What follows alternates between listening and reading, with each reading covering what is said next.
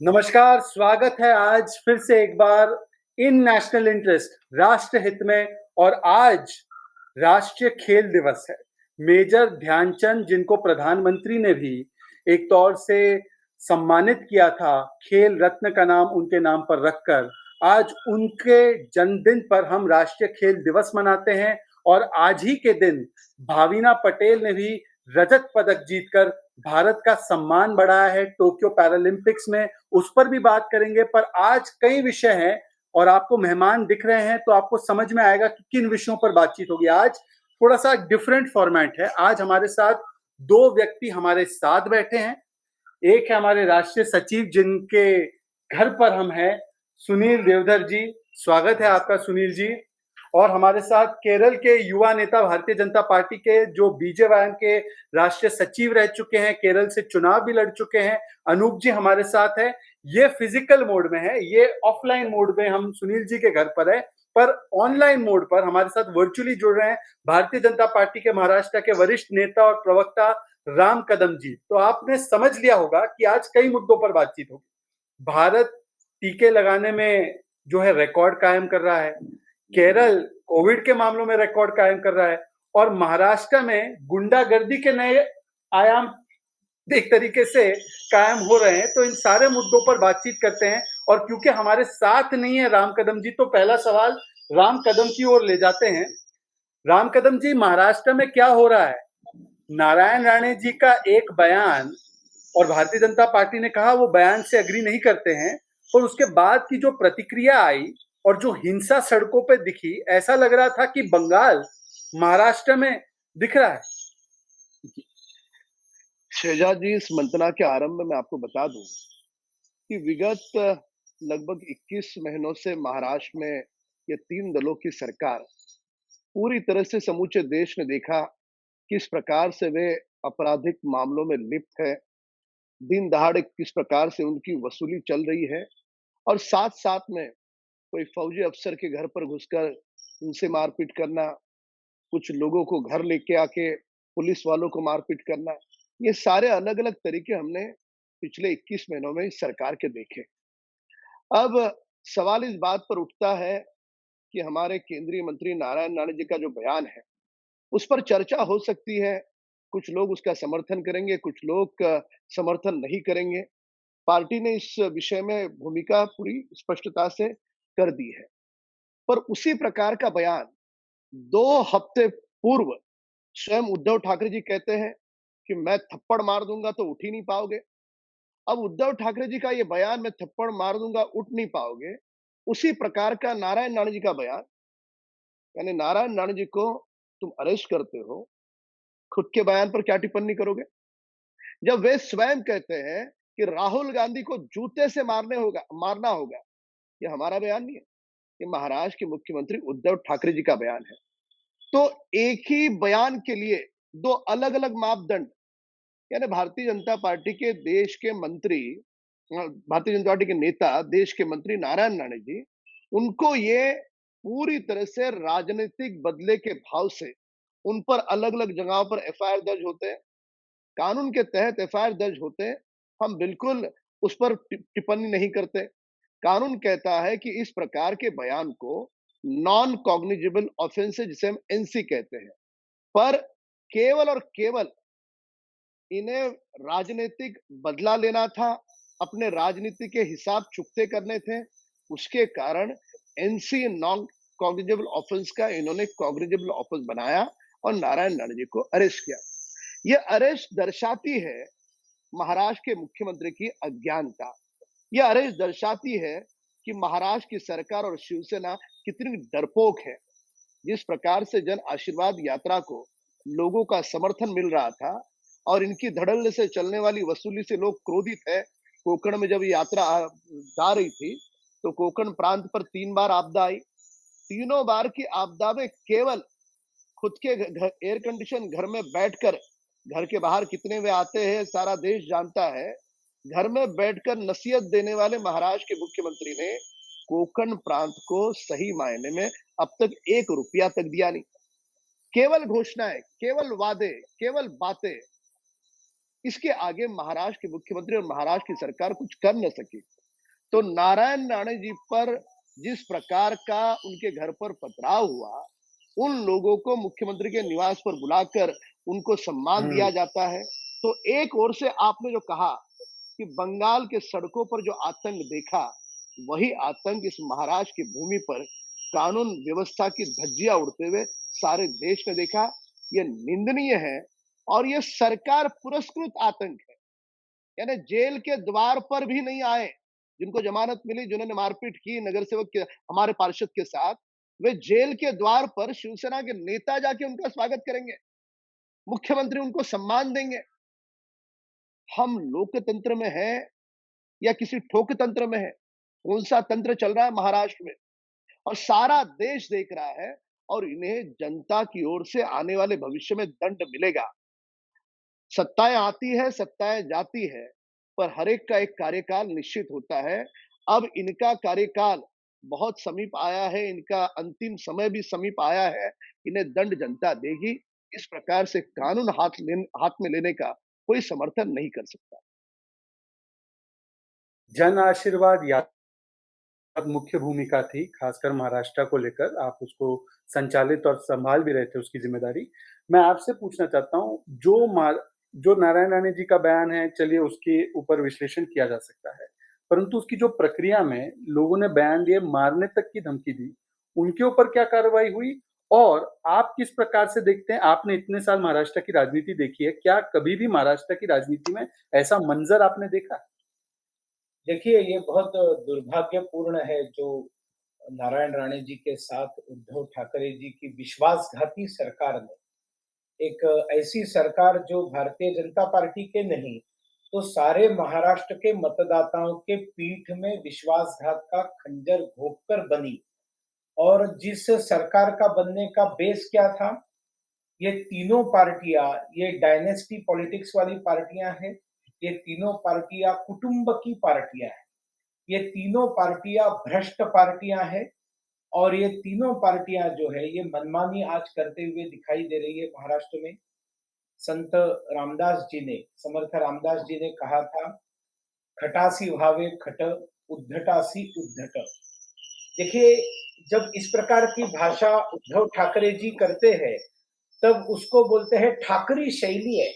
मराठी में मराठीत म्हणतात ही आमची ठाकरी शैली है, और उसका गुणगान करने वाले लोग भी देखने को मिलते हैं। लेकिन जब उनके जैसे ही भाषा में, उनकी ही भाषा में जब उनको जवाब दिया जाता है, तब जाकर उनके ऊपर किस तरह से बदले की कार्रवाई, अपमान की कार्रवाई, और ये अपमान केंद्रीय मंत्री के साथ आपकी हिम्मत कैसी होती है?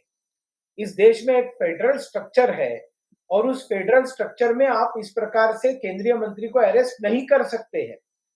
और जैसे अभी राम कदम जी ने बताया कि जो नॉन कॉग्निजिबल ऑफेंस के नाते एनसी, जिसके बारे में ज्यादा से ज्यादा आप ले सकते हो, उसके ऊपर आप जाकर उनको अरेस्ट करते हो। खाने पर बैठे हुए वीडियो सारी दुनिया ने देखा कि भोजन पर बैठे हुए थे, भोजन की थाली से उठाकर लेकर गए। उनकी उम्र क्या है? कम से कम उनकी उम्र का ख्याल रखना चाहिए। और इस तरह से एक अपमान करने के उद्देश्य से, इसका केवल उद्देश्य अपमान करना था। अपमान करते हुए उद्धव ठाकरे जी को यह समझ में नहीं आया कि वो केवल नारायण राणे जी का अपमान नहीं कर रहे हैं, वो सारे महाराष्ट्र का अपमान कर रहे हैं। केंद्रीय मंत्री का अपमान करके, इस प्रकार से अपमान करके, अनावश्यक अपमान करके। क्यों आए थे नारायण राणे जी वहां पर? क्यों थी ये जन आशीर्वाद यात्रा? ये जन आशीर्वाद यात्रा आने का एकमात्र कारण था कि ये नए मंत्री बने। और ये जितने भी नए मंत्री, कुल 43 नए मंत्री नरेंद्र मोदी जी के एक्सपांशन में बने, उन 43 मंत्रियों में 3 मंत्री जो हमारे गठबंधन की पार्टी के, बिहार के गठबंधन पार्टी के थे, और भारतीय जनता पार्टी के 40 मंत्री थे। उसमें से एक मंत्री बीमार थे, कोविड से एडमिट थे। इसलिए कुल 39 मंत्रियों की पूरे देश भर में यात्राएं निकली। इन यात्राओं के साथ कई जगह पर विपक्ष की सरकारें थी। आंध्र प्रदेश में विपक्ष की सरकार है, तेलंगाना में विपक्ष की सरकार है, तमिलनाडु में विपक्ष की सरकार है, यहां दिल्ली में विपक्ष की सरकार है। कहीं भी समस्या नहीं हुई। सब जगह पर डेमोक्रेटिकली इन्होंने यात्रा निकाली, हमारे मंत्रियों ने। और जनता का आशीर्वाद चाहा। केंद्र सरकार ने, नरेंद्र मोदी जी ने सारे देश के लिए, गरीबों के लिए, किसानों के लिए, मजदूरों के लिए और सभी समाज के सभी तबकों के लोगों के लिए किस तरह से बेहतरीन काम किए हैं, ये बताने का काम करने के लिए गए। इनका परिचय करा देने के लिए, इनका विस्तार से परिचय करा देने के लिए जब पार्लियामेंट में मोदी जी खड़े रहे, तो यही उद्धव ठाकरे जी की पार्टी और ये सारे विपक्ष के पार्टियों ने उनको परिचय तक करने नहीं दिया। तब मोदी जी ने कहा कि आपको इतनी घृणा है कि ओबीसी समाज के लगभग 28 मंत्री बने पहली बार भारत के इतिहास में। क्या आप नॉर्थ ईस्ट को इतना तिरस्कार से देखते हैं कि भारत के इतिहास में पहली बार हमारे देश के पूर्वोत्तर भारत के 2 कैबिनेट मिनिस्टर्स और 3 एमओएस ऐसे 5 मंत्री बने हैं। इतनी बड़ी तादाद में महिला मंत्रियों की संख्या, इतने बड़ी तादाद में जनजातीय मंत्रियों की संख्या। क्या करती थी कांग्रेस जनजातियों के प्रति? इस देश के शेड्यूल ट्राइब का क्या सम्मान रखा था कांग्रेस ने? केवल शेड्यूल ट्राइब के लिए बना हुआ मंत्रालय, और वो मंत्रालय भी कांग्रेस ने नहीं बनाया। जब अटल बिहारी वाजपेयी जी इस देश के प्रधानमंत्री बने, तब समाज कल्याण मंत्रालय से निकालकर ट्राइबल वेलफेयर मिनिस्ट्री को बनाने का काम तो अटल जी ने किया है। जनजातियों के साथ न्याय तो अटल जी ने किया था। तो पहली बार देश ऐसा देख रहा है कि शेड्यूल कास्ट व्यक्ति सिर्फ शेड्यूल कास्ट के लिए नहीं है। शेड्यूल कास्ट व्यक्ति इस देश के अंदर फाइनेंस मिनिस्ट्री में भी एमओएस बना हुआ है इससे पहले मोदी सरकार के समय, और अत्यंत महत्वपूर्ण डिपार्टमेंट्स में महिलाओं का, ओबीसी समाज का, आदिवासियों का जाना। और पढ़े लिखे लोग, average age of this ministry is 50 for the first time in the history of our country. और ये मैसेज दुनिया के पास लेकर जाने के लिए, जनता के पास लेकर जाने के लिए जन आशीर्वाद यात्रा नरेंद्र मोदी जी का विजन था। और उसको आपने देखा होगा कितना जबरदस्त तमिलनाडु में, देखिए एक शायद जिसको मादिगा समाज जिसको कहते हैं, महाराष्ट्र में मातंग समाज कहते हैं, उस समाज से एक मंत्री बना हमारे जो प्रदेश अध्यक्ष जी थे मुरुगन जी। उनकी यात्रा में आपने देखा होगा कितना भयंकर जनसमुदाय आप तमिलनाडु में देखते हैं। वहां पर बहुत बड़े पैमाने पर स्वागत के कार्यक्रम हुए। अश्विनी वैष्णव जी का ओडिशा में किस तरह से स्वागत हुआ। अरे मणिपुर, नागालैंड में कितना भव्य स्वागत राजकुमार रंजन जी का हुआ। सर्बानंद सोनोवाल जो फिर एक बार वहां के आदिवासी समाज से आते हैं, उनका कितना बड़ा स्वागत हुआ। महाराष्ट्र की अगर देखेंगे तो हमारे डॉक्टर भागवत कराड़ जी का कितना जबरदस्त स्वागत पूरे मराठवाड़ा में किया गया। डॉक्टर भारती पवार जी का स्वागत, जो कोकणा आदिवासी है, नासिक की है, डॉक्टर है, पढ़ी लिखी यंग महिला है, एमओएस हेल्थ बना है, स्वास्थ्य मंत्री महाराष्ट्र से दिया है। इतना बड़ा स्वागत हुआ, तो आप क्या इस कोकण से आने वाले हमारे मराठा नेता के साथ आप इतना तिरस्कार करते हैं? कोकण के मराठा लोगों के साथ आप इतना नफरत करते हैं कि आप उनके पास जाने ही नहीं देते इनको? और क्यों जा रहे थे? एमएसएमई के मिनिस्टर नारायण राणे जी, वो देना चाहते थे युवाओं को रोजगार। उनकी योजनाएं हैं कि जब वो मंत्री है तो देश के लिए कुछ करे, महाराष्ट्र के लिए कुछ करे, महाराष्ट्र के खास करके कोकण को विकास करने के लिए, वहां की बेरोजगारी दूर करने के लिए वो चाहते थे कि कुछ योजनाएं दे, लोगों को बताए। उद्धव ठाकरे जी नहीं चाहते थे कि ये जो पॉजिटिव नैरेटिव नरेंद्र मोदी सरकार के प्रति जा रहा है, और शहजाद भाई इतना फेल्यूर सरकार है ये महावसूली आघाड़ी, ये सिर्फ वसूली करने में आगे ये आघाड़ी है, और इसलिए इन्होंने जो है बदले की कार्रवाई, मैं अब इनको कहूंगा ये महावसूली आघाड़ी से महावायलेंट आघाड़ी बन चुकी है। महावायलेंट बिल्कुल सही कहा आपने, बिल्कुल पर वायलेंट की बात हुई है तो वायलेंस के बारे में मुझे लगता है केरल से आने वाले व्यक्ति भी बहुत जानते होंगे, क्योंकि जिस तरीके का हमला, हिंसा, राजनीतिक हिंसा आरएसएस के और हिंदुत्व का मोर्चा उठाने वाले लोगों को केरला में करनी पड़ी है। क्या आपको लगा कि केरला का ही एक तरीके से, जिस तरीके से वहां पे वामपंथी और पीएफआई हमला करते हैं आप जैसे हिंदुत्व की बातों को रखने वाले लोगों पर, आपको लगा कि आज पहली बार महाराष्ट्र में भी बंगाल या केरल जैसा आपको दृश्य दिखाई दे रहा है?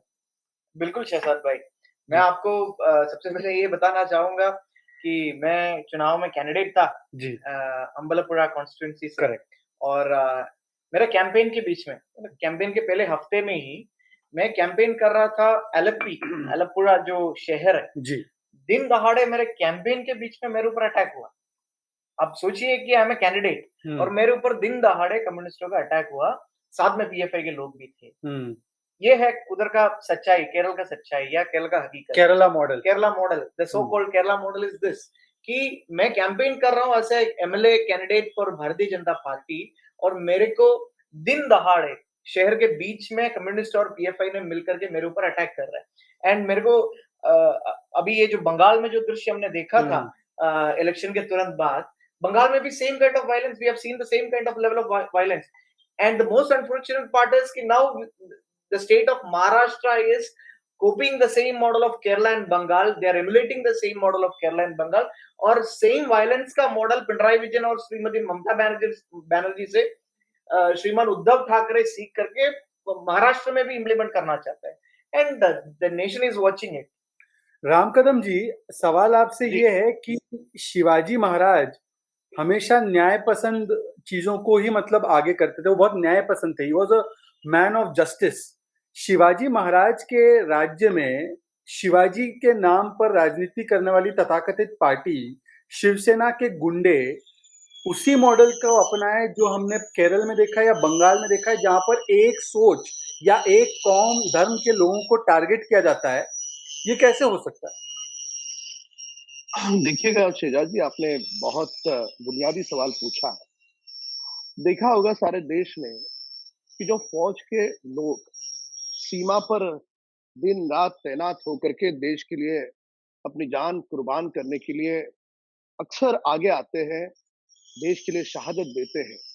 ऐसे फौजी भाइयों का समूचा देश सम्मान करता है, उनके प्रति एक अलग आदर का भाव है और यही शिवसेना के कार्यकर्ता ऐसे फौजी भाई को घर से बाहर निकाल कर इस प्रकार की उसके साथ मारपीट की जाती है और मारपीट करने के बाद शिवसेना दल की ओर के किसी नेता की ओर से उस फौजी भाई को मारा, हाँ, उसके लिए माफी नहीं मांगी जाती, उस पर कोई प्रतिक्रिया नहीं दी जाती। तो ये पूरी तरह से नौटंकी वाली सेना है, पाखंडी सेना है। सावरकर जी के बारे में जब स्वर्गीय बाला साहब ठाकरे जी थे, तब उनका अलग रूप था। उसके पश्चात राहुल गांधी ने सावरकर जी का अपमान की बोल बोले, शिवसेना मौन थी। तो पूरी तरह से ये बदली हुई शिवसेना है, ये बाला साहब ठाकरे वाली शिवसेना बची नहीं। अब ये कौन-सी सेना है? ये केवल वसूली सेना है। हमने कोरोना काल में देखा कि कोरोना काल में हॉस्पिटल इक्विपमेंट सप्लाई का काम, जो टेक्निकल काम होता है, मेडिसिन से लेके हर चीज़ सप्लाई का काम जो टेक्निकल काम है, जिसे अनुभव है उसे देना चाहिए, ये स्वाभाविक तौर पर अपेक्षा होती है। ये शिवसेना के राज में वो दिया किसे गया? बिल्डर को। बिल्डर का हॉस्पिटल से क्या लेना-देना? यानी लोग तड़प-तड़प करके अस्पताल के द्वार पर मर रहे हैं और ये अपने एयर कंडीशन बंगले में बैठ करके इस मौत पर भी किस प्रकार से धन बनाया जाए, इसकी ये योजना बना रहे हैं, उसकी व्यवस्था कर रहे हैं। ये पूरी तरह से जो आतंक की बात कर रहे हैं, एक तरफ आतंक, दूसरी तरफ वसूली और तीसरी तरफ जो छत्रपति शिवाजी महाराज की आप विचारधारा की बात कर रहे हो, इन्होंने हिंदुत्व छोड़ दिया, छत्रपति शिवाजी महाराज की विचारधारा छोड़ दी। छत्रपति शिवाजी महाराज के जो वंशज हैं, उन पर इन्होंने अपमानजनक सवाल उठाए, तब कहाँ गए थे ये? उनके वंशज पर ये कैसे सवाल उठा सकते हैं? छत्रपति शिवाजी महाराज जी के नाम पर ये दल चलाते हैं और उन्हीं के वंशज पर ये सवाल उठाते हैं। तो ये जो इनका गिरगिट की तरह रंग बदलना और हर विषय में इनका जो दोगलापन है, ये सारा देश देख रहा है और इनकी सुबह एक वाणी होती है, शाम को दूसरी वाणी होती है। सुबह आदरणीय प्रधानमंत्री जी की तारीफ करते हैं, दोपहर में कुछ और कहते हैं। तो ये पूरी तरह से इनका एक और एक ही अभी इनका एजेंडा है, वसूली, वसूली और वसूली और वसूली के लिए इन्होंने सारी विचारधारा को ये त्याग चुके।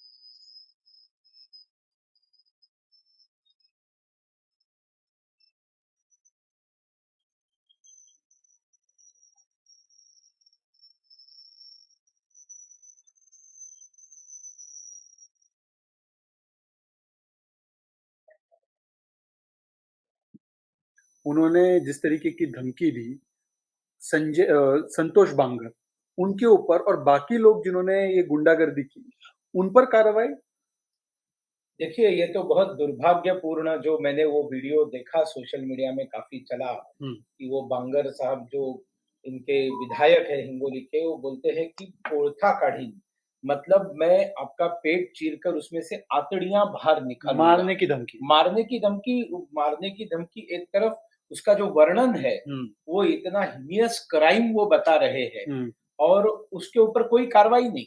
मुझे लगा मतलब उनको जेल हो गई होगी 14 दिन की। नहीं, जेल तो क्या, मतलब उनको तो मेरे ख्याल में हिंगोली नजदीक होता तो बुलाकर उनका सम्मान भी कर दे। किया है कि नहीं किया है मैं तो जानता नहीं बहुत मेरे लोगों का किया है, पास। हाँ, वो मोहसिन जो शेख का किया है। नजदीक वाले थे तो उनको बुलाकर सम्मान कर दिया, है ना? तो ये जो बदले की कार्रवाई और एक तरफा जो है वो भाजपा के ऊपर, नारायण राणे जी के ऊपर हमले, और उनके सिर्फ नारायण राणे जी के ऊपर के हमले की बात नहीं है, राम कदम जी, आपको ये पता है कि महाराष्ट्र में कितने पुलिस स्टेशंस में भारतीय जनता पार्टी के कार्यकर्ताओं को किस तरह से झूठी केसेस डालकर प्रताड़ित करने का, उनको डराने का, उनको धमकाने का, उनको सार्वजनिक जीवन से बाहर करने का प्रयास चल रहा है। बहुत निंदनीय और घृणित प्रयास ये महाराष्ट्र में चल रहा है। कोविड के समय सेवा करने के लिए भी हमें अनुमति नहीं दी गई, जबकि शिवसेना एक तरफ, ये शिवसेना की सरकार वसूली में लगी हुई थी।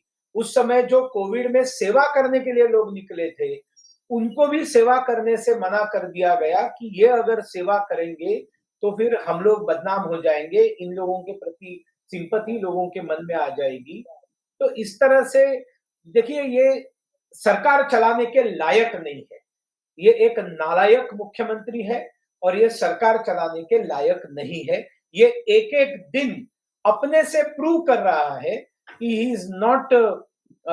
ही doesn't deserve to rule Maharashtra. Kangana Ranaut और उनके ऊपर भी विद्वेषपूर्ण कार्रवाई की गई। ये तो विद्वेषपूर्ण कार्रवाई है ना। तो देखिए, राजनेता ऐसा व्यवहार नहीं करता। नरेंद्र मोदी जी भी 12 साल से अधिक गुजरात के मुख्यमंत्री रहे हैं।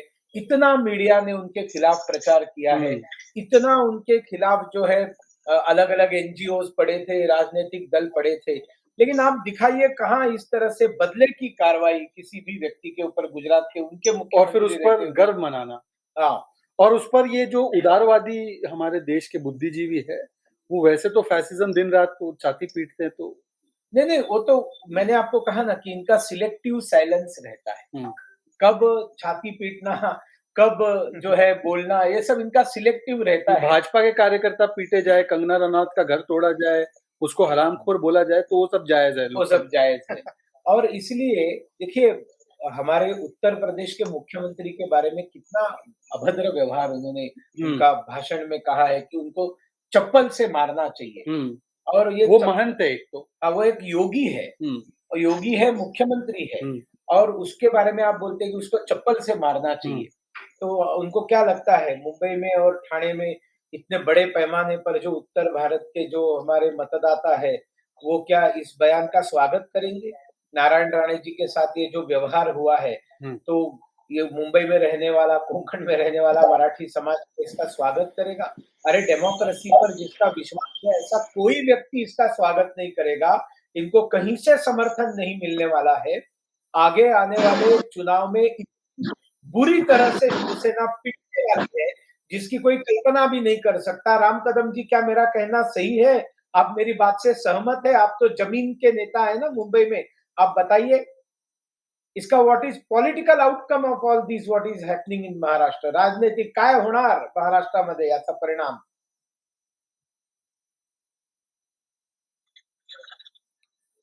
मुझे लगता है कि उनके ऑडियो में कुछ दिक्कत आ रही है, तो तब तक हम लोग जो है, एक और मॉडल है जो केरला और महाराष्ट्र में कॉमन है, वो है कि कोविड कैसे फैलाया जाए पूरे देश में। उस पर भी चर्चा आरंभ करते हैं। केरल पिछले 4 दिनों से गोल्ड मेडल हासिल कर रहा है कोरोना केसेस में। मतलब सबसे ज्यादा कोरोना केस देश में फैलाने का केरला मॉडल का अब एक मॉडल सामने आ रहा है। किस तरीके से देखते हैं कि एक राज्य जिसकी आबादी 3% है देश की, 70% केस कंट्रीब्यूट कर रहा है, और वहाँ के मुख्यमंत्री का बयान क्या है? शेषा जी, दुख की बात यह है कि ट्रेजेडी का दौर है। हम्म, ट्रेजेडी के दौर पे ये सबसे बड़ा बात ये है कि मैं इस मुद्दे पे आने से पहले मैं ये कहना चाहूंगा, कुछ दिनों से जैसे माननीय सुनील जी ने कहा था, हम्म, कुछ ऐसे intellectual, so called intellectuals, liberals, हम्म, जो छाती पीटने वाले होते हैं हम्म, सेलेक्टिवली, हम्म, अभी कुछ दिन से शांत है केरला के मुद्दों को लेकर के, एक शब्द उनके मुंह से नहीं निकल रहा है। हम्म, और जब हम जैसे कोई केरला में अभी जो ट्रेजेडी, केरला जिस ट्रेजेडी में फंसे हुए हैं उसके बारे में जब भी हम बोलते हैं, हम्म, तो वो लोग भी और जो लेफ्ट के पॉलिटिशियंस भी, हमारे मुख्यमंत्री भी ये कहते हैं कि ट्रेजेडी के दौर पर हम लोग राजनीति कर रहे हैं। हम्म, मैं उनको ये कहना चाहता हूँ कि हम लोग राजनीति नहीं करना चाहते हैं। हम्म, केरला जिस अनफॉर्चुनेट सिचुएशन में आज फंसे हुए हैं, हम्म, उसके बारे में पूरे देश को बताना बहुत जरूरी है, क्योंकि हमारा देश, हमारा प्रदेश के हित के लिए वो बहुत जरूरी है। एंड दूसरी बात, हिपोक्रेसी का सबसे बड़ा मॉडल केरला इसलिए है क्योंकि कोविड का आप क्रोनोलॉजी समझिए। हम्म, कोविड शुरू हुआ 2020 में, जब कोविड का केसेस आना शुरू हुआ, हम्म, अर्ली स्टेज में अप्रैल से उन्होंने मार्केटिंग शुरू किया केरला मॉडल। हम्म, अब सबको याद होगा, एक केरला मॉडल करके उन्होंने एक पीआर कैंपेन शुरू किया। कोविड का जो शुरुआती दौर है, हम्म, आज हम कोविड का almost it's 1.5 years correct, during this Covid pandemic. Covid के शुरुआती दौर में उन्होंने एक कैंपेन शुरू कर दिया कि Kerala model, how Kerala has handled Covid at the very early stages itself. बाद में आपने देखा unfortunate event of the second wave happened, correct, and second wave आपको याद होगा, सबको याद होगा, अप्रैल मई दौर में बहुत लगभग सारे प्रदेशों में, भारत के हर जगह पे कोने कोने को टच किया हुआ सेकेंड वेव। वो सेकेंड वेव केरला में भी शुरू हुआ था। अनफॉर्चुनेट बात यह है कि बाकी सारे स्टेट ने वो 2 महीने में वो सेकेंड वेव को कंट्रोल किया, काबू किया, हम्म, बट केरला आज उत्तर प्रदेश भी ने सबसे बेस्ट किया। सबसे बेस्ट एग्जाम्पल उत्तर प्रदेश है। हम्म, हिपोक्रेसी के लेवल में ये भी बताना चाहूंगा, जब सेकेंड वेव चल रहा था, हम्म, हमारे मुख्यमंत्री जी प्रेस कॉन्फ्रेंस करके डेली बैठ कर के उत्तर प्रदेश को देखो, मध्य प्रदेश को देखो, अच्छा, इन स्टेट्स को देखो, उन स्टेट्स को देखो, ये कहते थे। आज वो मुख्यमंत्री उन स्टेट्स ने जो हासिल किया है 2 महीने में, यू कंपेयर उत्तर प्रदेश आज a population of 20 crore, 24 crore, 24 crore, Kerala has got a population of 3.5 crore. आज Uttar Pradesh after the second wave, आज daily cases are 20, 25, 30, correct, and they are also testing nearly around 2 lakh per day, and Kerala is also testing nearly 2 lakh per day, 1.5 lakh to 2 lakh per day, but Kerala में cases 30,000 से ऊपर है। ये आप difference देख लीजिए। तो Uttar Pradesh has handled it in a good way। उसको पॉजिटिव स्पिरिट के लेने के बजाय श्रीमान मुख्यमंत्री जी उत्तर प्रदेश को देखिए, मध्य प्रदेश को देखिए, उस हिपोक्रेसी को 2 महीना लगातार चलाता रहा। दैट वाज द बिगेस्ट, ये जो इन्होंने जो केरला मॉडल का हवा बनाया था, वो सच बताऊं कि गीबल्स को फेल करने वाला प्रोपेगेंडा अगर किसी को आता है तो कम्युनिस्टों को आता है, श्रीमान पिनराई विजयन को आता है। केरला मॉडल सरासर एक बहुत बड़ा झूठ था। इट वाज सिंपली गुब्बारा, it was just a balloon, एक गुब्बारा था, एक पीआर एक्सरसाइज था। अनफॉर्चुनेटली कोविड वायरस को न्यूयॉर्क टाइम्स पढ़ना नहीं आता है और बीबीसी के डॉक्यूमेंट्री देखना नहीं आता, सो इसलिए कोविड वायरस रुका नहीं वो सब देख करके। नहीं सुनील जी, मुझे लगा, और आप मेरी जानकारी दुरुस्त करना, केरला में मुझे बताया गया, आप शायद ज्यादा जानते होंगे, वहां पे कुंभ मेला और कावड़ यात्रा होने की वजह से कोविड स्पाइक हुआ है 4 दिन से। ऐसा है ना? देखिए ऐसा नहीं है, ऐसा है, ये बड़ा दुर्भाग्यपूर्ण है शहजाद जी। ऐसा नहीं, ये कम्युनिस्ट विचारधारा जो है ना, वो विचारधारा एक फेल विचारधारा होने के कारण इस देश के अंदर जो भी हिंदू है उसको बदनाम करने का एक पाप इस देश के कम्युनिस्ट करते हैं। और वास्तविकता ये है शहजाद जी कि आज अगर आप केरला का, मेरा तो कहना है, अनूप जी आप केरला के युवा नेता है, आप अगर जिला वाइज अगर आकलन करेंगे, करेक्ट, तो मलाबार है, वायनाड है, जहां से आपके राहुल गांधी चुनकर गए हैं, मल्लापुरम, तो मल्लापुरम वगैरह एरिया जो मुस्लिम बहुल एरिया है, उस मुस्लिम बहुल एरिया में जो कोरोना के केसेस है वो ज्यादा है, बम फटा है, इस तरह से हुआ है। और इसके कारण जो वहां पर मुस्लिम आबादी में जो अज्ञान है, उसके वहां पर जो अवेयरनेस क्रिएट करना चाहिए, उसको अवेयरनेस क्रिएट करने के बजाय ये वहां पर हिंदू त्योहारों के ऊपर, अभी उन्होंने कहा कि ओणम के कारण ये हो गया, तो ओणम तो पूरे केरल में फैला हुआ था, तो फिर अगर पूरे केरल में उसको सेलिब्रेट करते तो वायनाड में क्यों ज्यादा? नहीं, आप कह रहे हैं कि मुख्यमंत्री विजयन ने बोला ओणम की वजह से केरला केस हो रहे, तो ईद की रिलैक्सेशन से नहीं हुआ? नहीं, ईद के रिलैक्सेशन से उन्होंने तो रिलैक्स कर दिया था। एक्चुअली वहां पर अगर ये कोविड फैला है तो उसका बड़ा कारण ईद में जो उन्होंने रिलैक्सेशन दिया था वो उसका प्रमुख कारण है, पर वो बता नहीं रहे। लेकिन ये अपीजमेंट है। अल्टीमेटली मुसलमानों का अपीजमेंट करके उनको एक वोट बैंक की तरह देखना, ये बहुत बड़ा पाप कम्युनिस्ट पार्टी, कांग्रेस ये सारा सालों से करते आए हैं। नरेंद्र मोदी जी ने पहली बार उनको वोट बैंक के तौर पर नहीं देखा, एक ह्यूमन बीइंग के तौर पर देखा, इंसान के तौर पर देखा, सबको समान नजर से देखा। और इसलिए उन्होंने जो नारा दिया, सबका साथ, सबका विकास, सबका विश्वास, उन्होंने कभी कोई भेदभाव नहीं किया, न कि कोई अपीजमेंट किया, और परिणामों की परवाह किए बगैर उन्होंने कठोरता से निर्णय लिए। अब देखिए देश भर में तो सक्सेसफुल होने लगा जब से मोदी जी ने वैक्सीनेशन अपने हाथ में ले लिया जी। पहले तो राज्य सरकारों ने बताया हमको दे दो, हमको दे दो, हम विदेश से बात करेंगे, बहुत राजनीति। और उसके बाद में मुख्यमंत्री लेटर लिख लिख कर बताने लगे कि हमसे नहीं होना, मोदी जी आप ही इसको कर लो। और जब से मोदी जी ने हाथ में लिया है, वैक्सीनेशन की जो रफ्तार बढ़ी है, देखिए आज भी आप लोगों ने मन की बात सुबह सुनी होगी। मन की बात में उन्होंने कहा है कोविड के बारे में कि कोविड गया नहीं है, आपको कोविड के बारे में सारे प्रोटोकॉल्स का पालन करना है।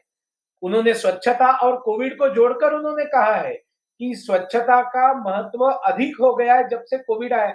तो प्राइम मिनिस्टर का फोकस तो बिल्कुल हटा नहीं है, करेक्ट। लेकिन अभी भी विजयन जी का फोकस ये वोट बैंक पॉलिटिक्स है। अभी कोई चुनाव नहीं है, लेकिन फिर भी हिंदुओं को बदनाम करना, हिंदुत्व को बदनाम करना, ये जो कम्युनिस्ट कीड़ा है ना अंदर में, कम्युनिस्ट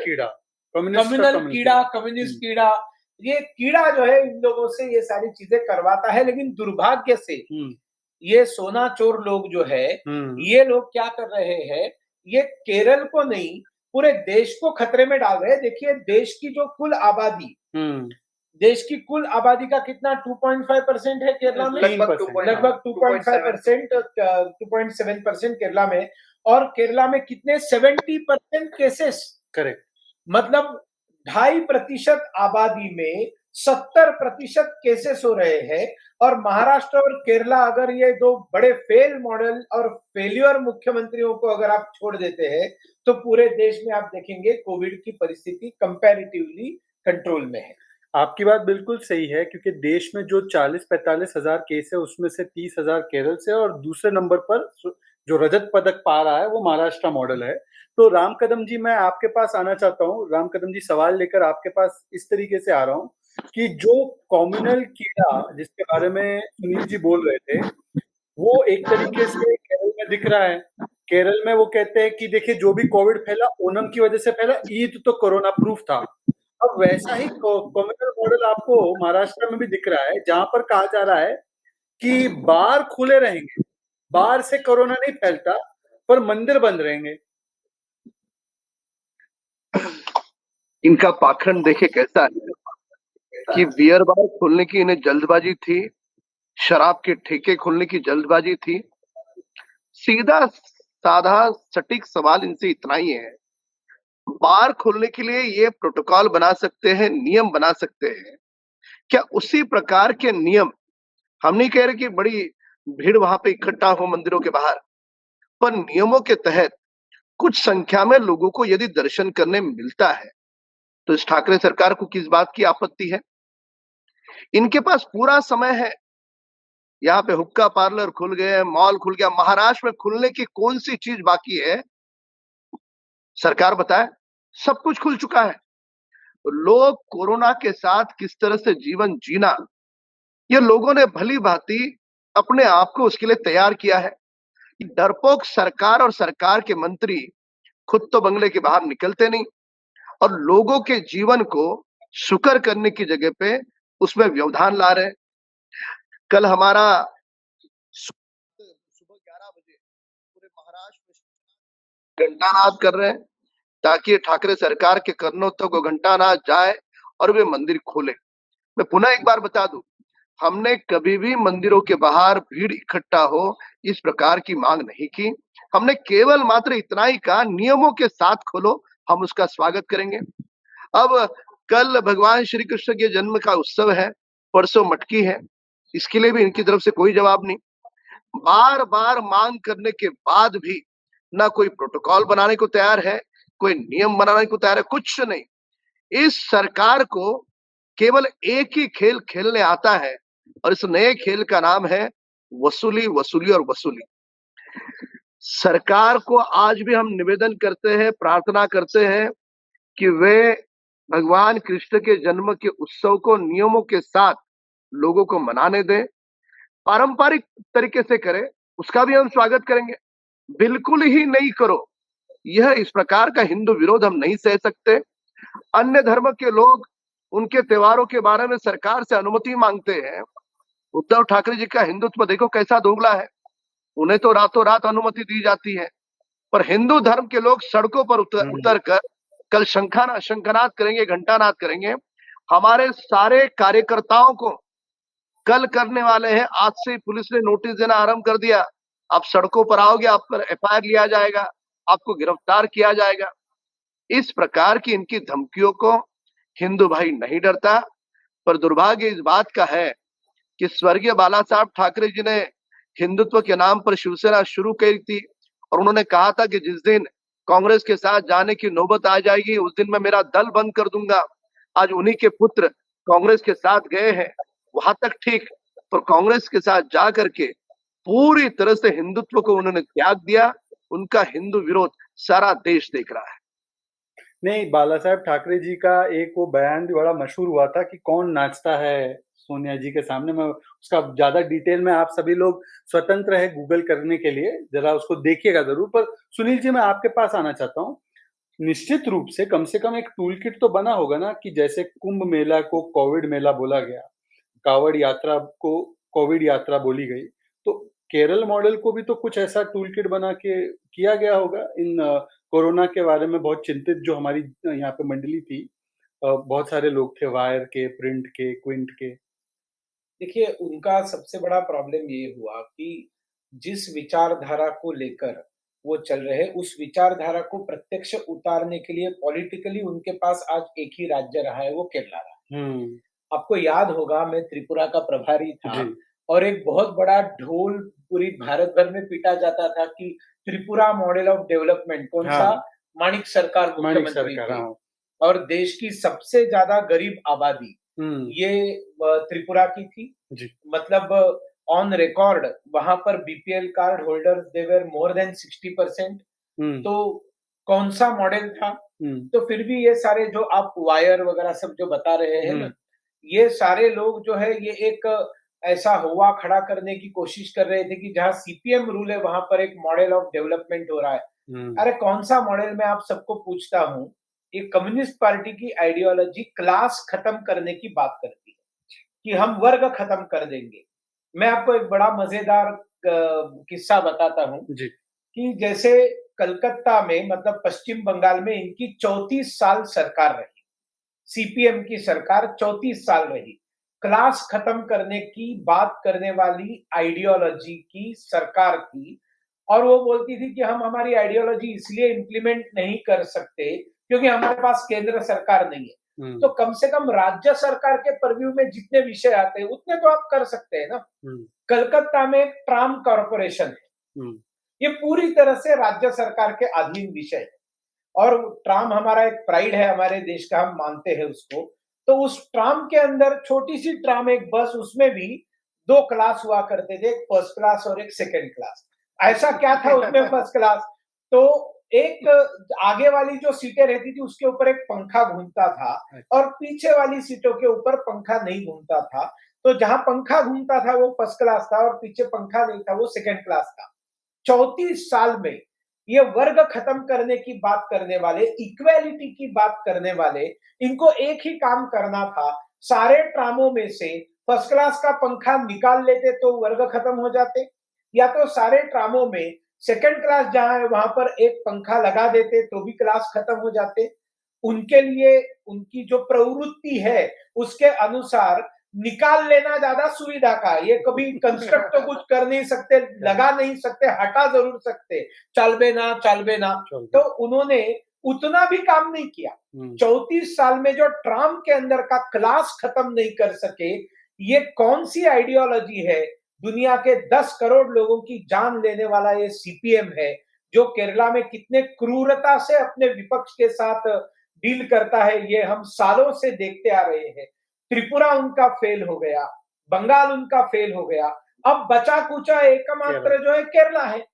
और वो केरला का गुणगान करने का एक ड्रामा किया, जैसे इन्होंने कहा, अनूप जी ने, जो केरला के हमारे युवा नेता है, तो उन्होंने बताया कि पहले तो कोविड को तो पता नहीं था ना ये क्या होता है, अदरवाइज कोविड शायद उनका साथ दे भी देता, लेकिन उसको तो पता नहीं है, वो तो फैल गया, जैसे उसको मौका मिल गया फैल गया।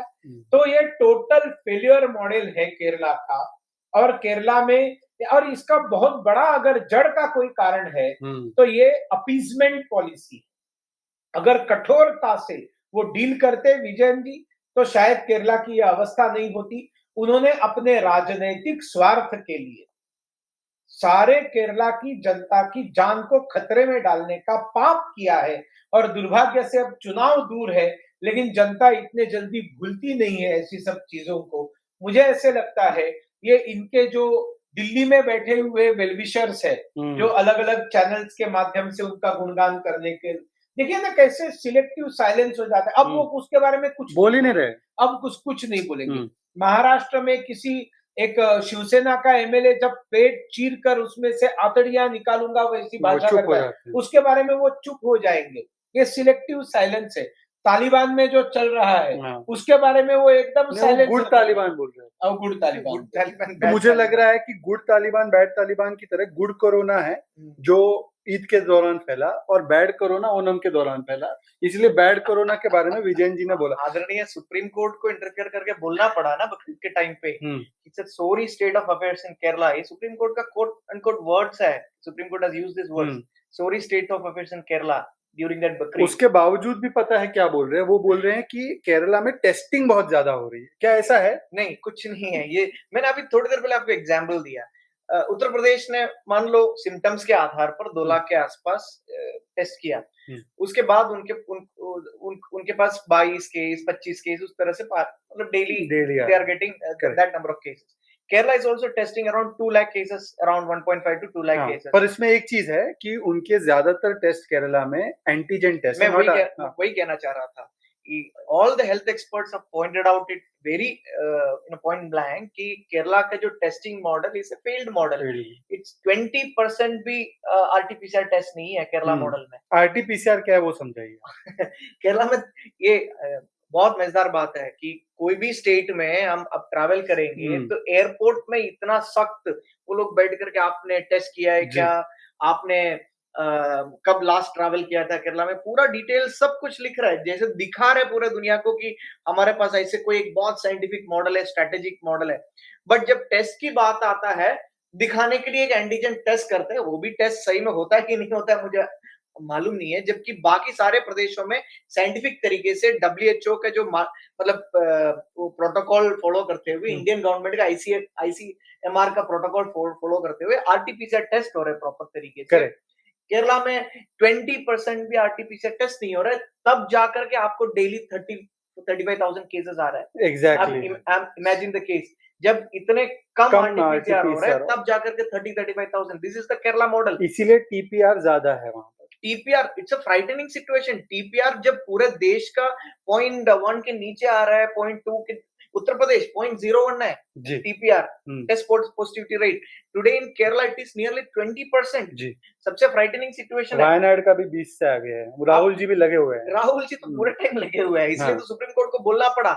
एंड बकरीद के बाद आप अगर फैक्ट्स अगर उठा के देखेंगे तो मलप्पुरम डिस्ट्रिक्ट में daily 4,000, the largest number of cases in from Malappuram. And the adjoining district of Kozhikode, 4,000 के आसपास, 3,500 4,000 cases is being contributed by these two districts alone। तो ये आज केरला मॉडल का सबसे बड़ा है। बट जैसे माननीय सुनील जी ने बताया था कि हिपोक्रेसी का सबसे बड़ा मॉडल अगर कोई है तो केरला मॉडल है। आज अब आप सबने रिसेंटली न्यूज पढ़ा होगा, एक किटेक्स बोल करके एक बहुत बड़ा इंडस्ट्री केरला में, वो चला गया तेलंगाना और दूसरे स्टेट्स। कर्नाटक में अभी हमारे गवर्नमेंट ने उसको न्योता दिया, वहां जा रहा है। केरला में क्यों हो रहा है? क्योंकि बाहर दिखाने के लिए इनको PR एक्सरसाइज करना आता है। जैसे मैंने बताया था, कोविड को PR एक्सरसाइज से कोई मतलब नहीं है, कोविड स्प्रेड होता है।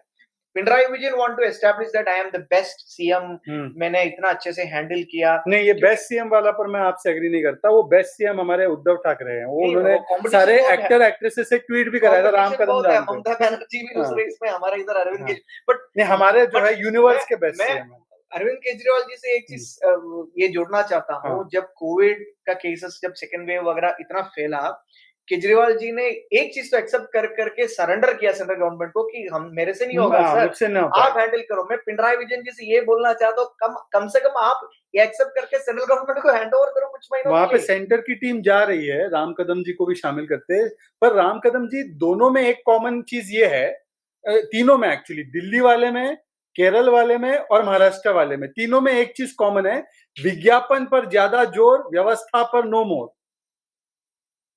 बिल्कुल, आपने सही निरीक्षण किया है।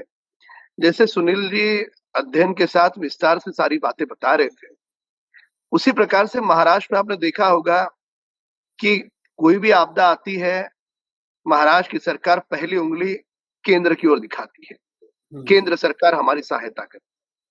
अरे वैक्सीन की जरूरत है, खुद देगी नहीं, खुद देने की बारी आएगी, कहेगी कि केंद्र मुफ्त में दे। मोदी जी ने मुफ्त की घोषणा की, उसके बाद कम से कम अभिनंदन नहीं, उसका स्वागत करते हुए बड़े दिल से कहते कि वाह बड़ी अच्छी घोषणा की। यानी हर चीज के लिए इन्हें केंद्र सरकार चाहिए, और केंद्र सरकार ने उसकी पूर्ति करने के बाद भी इन्हें उस पर टिप्पणी करनी है, आरोप प्रत्यारोप कटाक्ष की राजनीति करनी है। यानी महाराष्ट्र की सरकार को जब कोविड के आंकड़े पूरे देश में 1/3 महाराष्ट्र से आते हैं, जितनी मौतें होती है उसमें भी 1/3 मौतें महाराष्ट्र और मुंबई प्रांत से होती है, तो इसकी जिम्मेदारी उन्हें नहीं लेनी। यानी जो भी महाराष्ट्र की भूमि में गलत होगा, दुष्कर्म होगा, उसकी वे जिम्मेदारी नहीं लेंगे। हर चीज का जिम्मा उन्हें अपना पल्लू झटकना है। इस प्रकार से सरकारें नहीं चलती। केंद्र की ओर से निरंतर महाराष्ट्र सरकार को सहायता हुई है।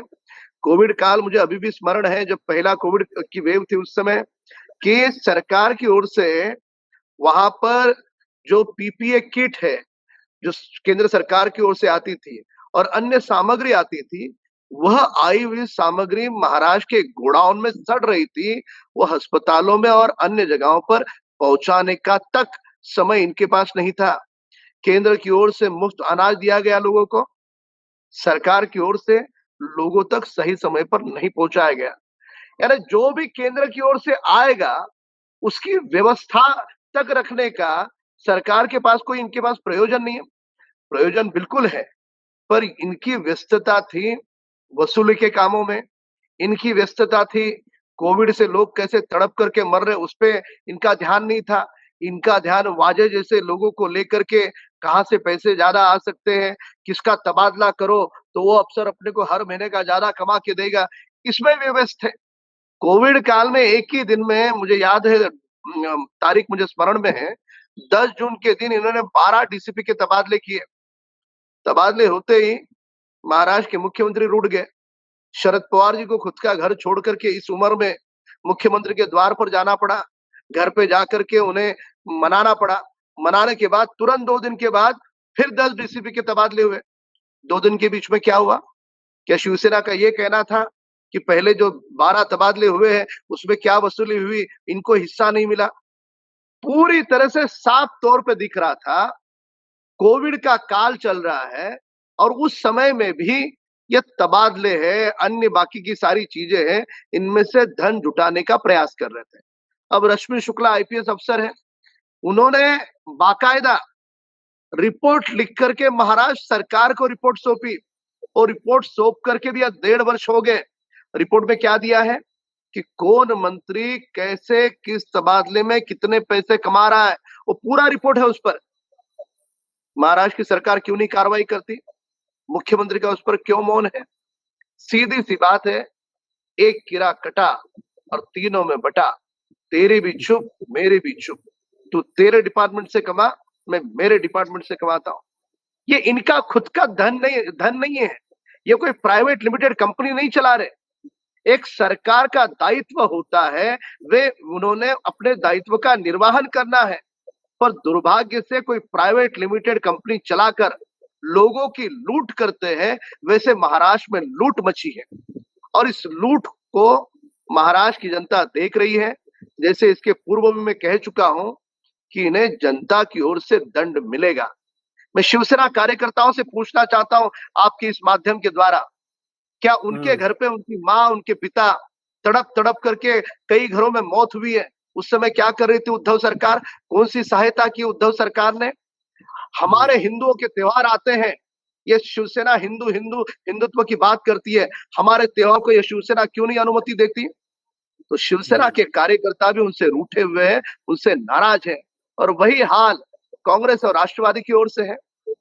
पूरे 2 वर्ष के काल में इन्होंने कौन से घर को 1 पैसे की मदद दी बताइए? रिक्शा वालों को कहा कि हम 1500 रुपए देंगे। पहली बात तो मेरे समझ में ये नहीं आया कि इस 1500 रुपए से होता क्या है?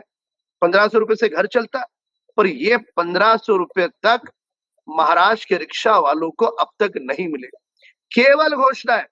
कोंकण प्रांत में जाके आया मुख्यमंत्री, वो भी जाना उनकी मजबूरी इस कारण है कि हमारे विपक्ष के नेता देवेंद्र फडणवीस जी एक पल घर में नहीं बैठते, वो हमेशा लोगों के बीच में रहते। कोविड काल में भी वही था, आज भी वही है। तो मजबूरन देवेंद्र जी और प्रवीण दरेकर जी जा रहे हैं, चंद्रकांत पाटिल जा रहे हैं, मैं नहीं जाऊं तो लोग मुझे हंसेंगे, इसके लिए 2 घंटे की इनकी यात्रा होती है।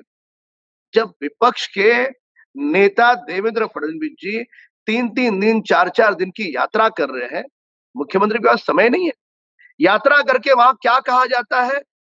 जिस कोंकण प्रांत ने भर भर करके शिवसेना के झोली में विधायक दिए, सांसद दिए, पार्षद दिए, उस कोंकण प्रांत को मुख्यमंत्री जाकर के कहते हैं मैं तुम्हें क्या मदद दूंगा उसकी घोषणा नहीं करूंगा। फिर किस लिए गए थे आप? लोगों का मुंह देखने के लिए गए थे या मुंह दिखाई का कोई कार्यक्रम था? यानी पूरी तरह से ऐसी जुमलेबाजी कि लोगों को लगे कि वाह कितना ईमानदार मुख्यमंत्री है, क्या इसको लोगों के प्रति आस्था है। आस्था लोगों के प्रति कोंकण का भाई जान चुका है, उन्हें गणपति के लिए कोंकण जाना है। अब वे कैसे जाएंगे, उनको क्या रोका जाएगा, रोकते समय उनसे कौन सा आरटीपीसीआर पूछा जाएगा, पूरी तरह से संभ्रम। मतलब यहाँ पे सुबह एक सर्कुलर निकलता है, दोपहर को वो सर्कुलर कैंसिल हो जाता है, रात्रि को तीसरा सर्कुलर निकलता है। यानी कौन से डिपार्टमेंट का, उनके अधिकारियों का, मंत्रियों का कोई तालमेल नहीं है। जिसे हमने पुराने जमाने में एक फिल्म थी अंधा कानून, वैसे महाराष्ट्र में पूरी तरह से जो कानून व्यवस्था की तो धज्जियां उड़ चुकी है, मैं कह चुका हूं, पर पूरी तरह से इनका एक लुटेरा राज महाराष्ट्र में चल रहा है और यह दुर्भाग्यपूर्ण है। हम विपक्ष का जो दायित्व है उसका पूरी तरह से निर्वहन कर रहे हैं और बहुत ही जल्द इस लुटेरे राज से महाराष्ट्र को मुक्ति मिलेगी। हमारे मुख्यमंत्री बहुत तेजी से कोशिश कर रहे हैं महाराष्ट्र के कि वो अगले मनमोहन सिंह बने। आप कुछ कहना चाह रहे हैं? नहीं, कंपटीशन में हमारा केरला का मुख्यमंत्री भी है। देखिए, क्योंकि वो खुद स्थापित भी कर रहा है। एक तो सबसे पहले उन्होंने वो केरला मॉडल, मैं ये ऐड करना चाहता हूँ, राम कदम जी ने जो बात बताया, सब लोग मेरे से पूछते हैं, आप सबसे भी पूछते होंगे कि व्हाट इज केरला मॉडल। उसमें 3 एस्पेक्ट है, अगर सिंपली टू पुट इट। सबसे पहले जैसे आपने बताया था, विज्ञापन, खुद का पब्लिसिटी। दूसरा, कोई अच्छा कर रहा तो उसको नकारना।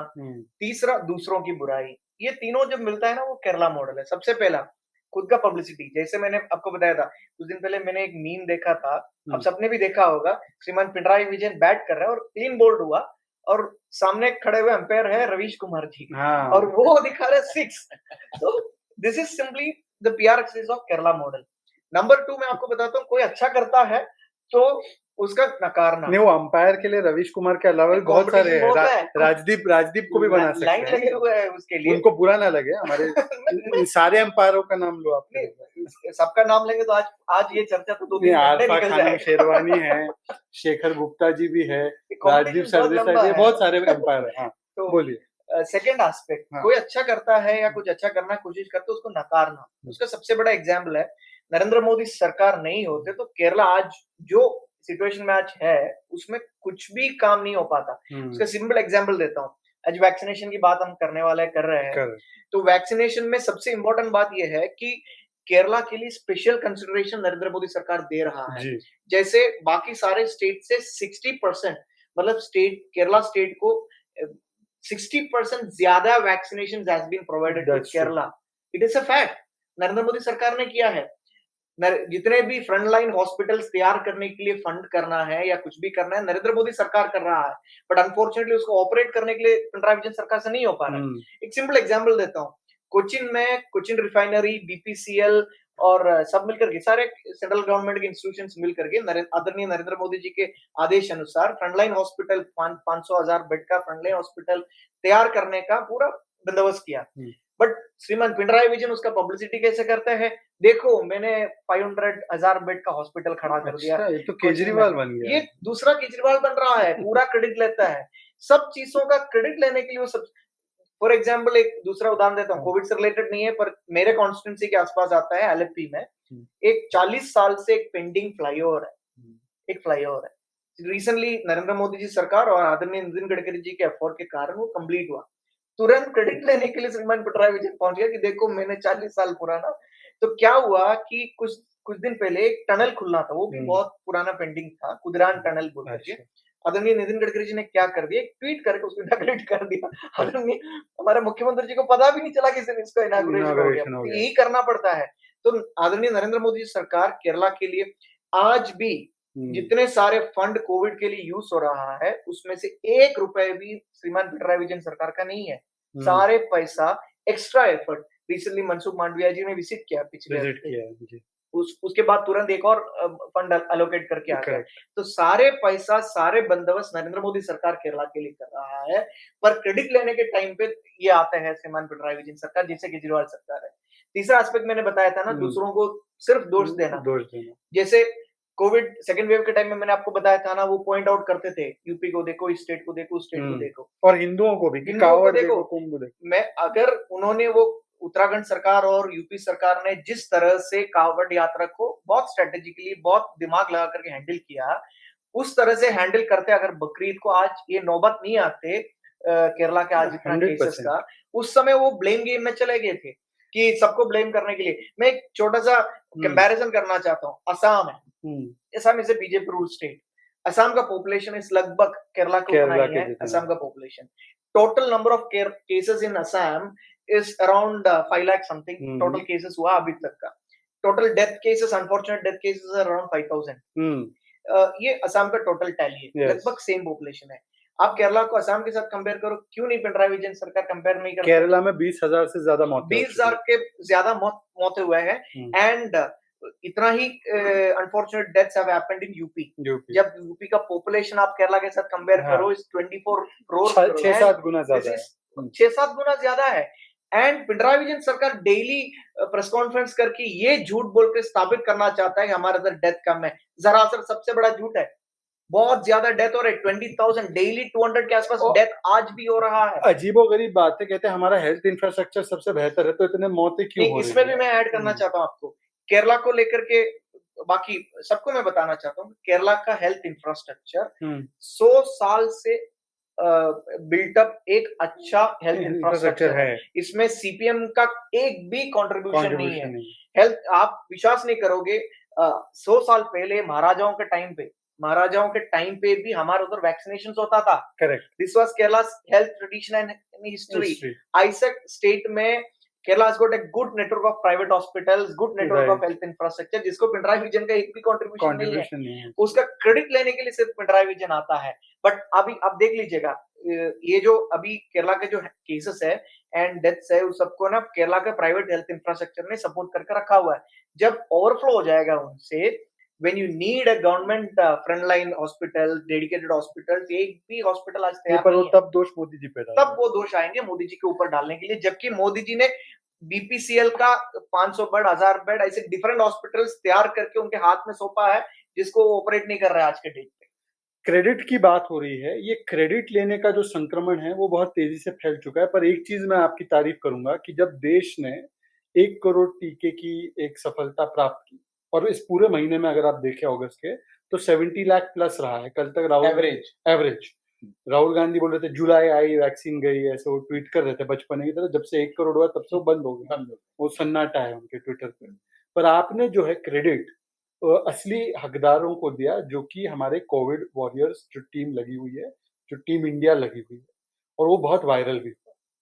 देखिए ऐसा है, प्रधानमंत्री नरेंद्र मोदी जी हमेशा इस देश के जो कोविड वॉरियर्स है उनका सम्मान कर रहे हैं और उन्होंने किए काम का एप्रिसिएशन कर रहे हैं। देखिए सबसे पहले उन्होंने अगर एक अच्छा कदम उठाया तो ये जो ग्राउंड लेवल पर काम करने वाले जो हेल्थ वॉरियर्स है उनका वैक्सीनेशन सबसे पहले किया। इसका कारण उनको सबसे पहले कोविड से प्रोटेक्ट करना जरूरी था, क्योंकि उनको आगे भी जाकर काम करना था। करना है। और वो एक बहुत बड़ा कदम था जो मोदी जी ने उठाया, जो एक वरदान साबित हुआ और ये हेल्थ वॉलंटियर्स जाकर काम करते रहे, उनका वैक्सीनेशन हो गया। दूसरा, जिन डॉक्टर्स ने बलिदान दिया, ये तो बलिदान ही है ना। कोविड के काल में जब अपनी जान को खतरे में डालकर डॉक्टर्स ने जो सेवा की और लोगों को बचाने का काम किया, लेकिन लोगों को बचाते बचाते जो कुर्बान हो गए, ऐसे डॉक्टर्स को 51 लाख रुपए का जो सहयोग है ये केंद्र सरकार ने दिया।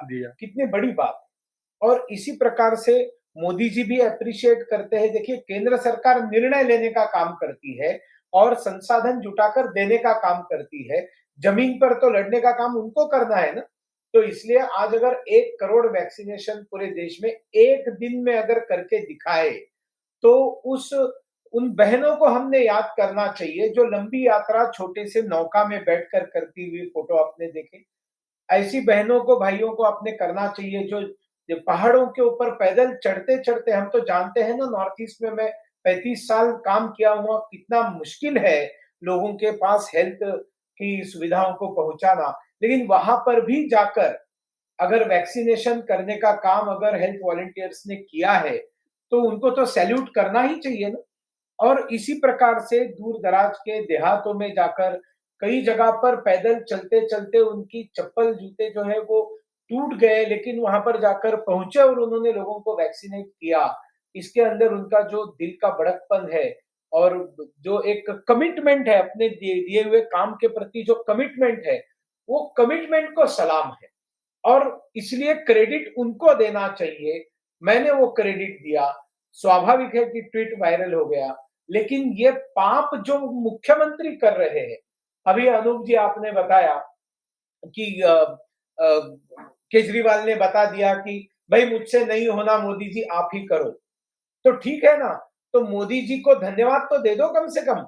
लेकिन दिल्ली के सड़कों पर मैं घूम रहा हूं, मैं देख रहा हूं, छोटी सी भी चीज होती है धन्यवाद केजरीवाल, धन्यवाद केजरीवाल, सब जगह पर इतना पोस्टर गेट बनाया, इन लोगों ने गेट बनाया, तो गेट के उद्घाटन का भी उन्होंने मतलब धन्यवाद धन्यवाद और इसके अलावा जो अब टोक्यो ओलंपिक चल रहे हैं वहां पे केजरीवाल जी का क्या रोल है और उन्होंने उसके लिए एक जमाने में रजनीकांत जी के ऊपर ऐसे विनोद आते थे, जोक्स आते थे।